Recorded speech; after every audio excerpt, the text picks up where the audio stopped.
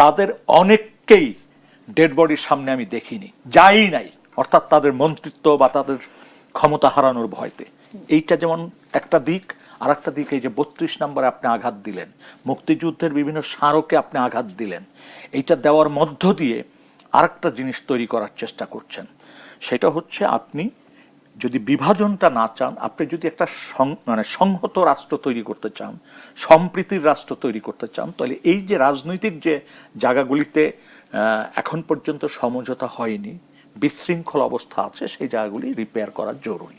এবং দেখেন, মুক্তিযুদ্ধের সময় একেবারে নিশ্চিত করে বলছি যে খালেদা জিয়া গ্রেপ্তার হয়েছিলেন, তিনি স্বইচ্ছায় ক্যান্টনমেন্টে ছিলেন না, তিনি গ্রেপ্তার হয়েছিলেন। এইটা কিন্তু ঐতিহাসিকভাবে চলে আসছে, এই যে মহিউদ্দিন সাহেবের বইতে চলে আসছে। মানে উনি বলেছেন জনৈক তাহেরুন্নেসা আব্দুল্লাহ সাহেবের বাসায়, ওইটা ছিল তাহেরুন্নেসা আপার বাসা। এবং তিনি যখন আর্মির দ্বারা গ্রেপ্তার হন, তাহেরুন্নেসার মানে হাজবেন্ডও কিন্তু গ্রেপ্তার হন, তারা কিন্তু ক্যান্টনমেন্টে ছিলেন গ্রেপ্তার হয়ে। অথচ ওই জিনিসটাকে তৎকালীন যারা সরকার, তারা কি নোংরা ভাষায় সামনে নিয়ে আসার চেষ্টা করেছে।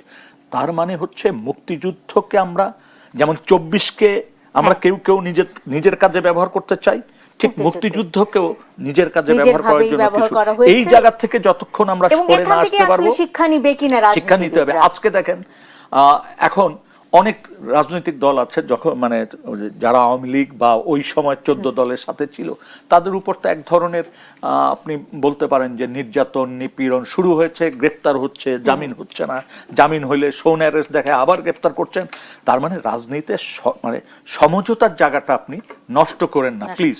আপনি অনেক আইন করছেন যে ওই বিষয়গুলির থেকে যাতে মানুষ নাজেহাল না হয়, কিন্তু এটাকে প্রয়োগ করতে পারছেন না। প্রয়োগটা জরুরি। অসংখ্য ধন্যবাদ নূর খান লিটন। সময় একেবারে শেষ হয়ে গেছে, আজকের মতো শেষ করতে হচ্ছে। এবিএম মোশাররফ হোসেন এমপি, নূর খান লিটন এবং ডক্টর মিজানুর রহমান, তিনজনকে ধন্যবাদ জানিয়ে শেষ করতে চাই। ধন্যবাদ সবাইকে, শুভরাত্রি।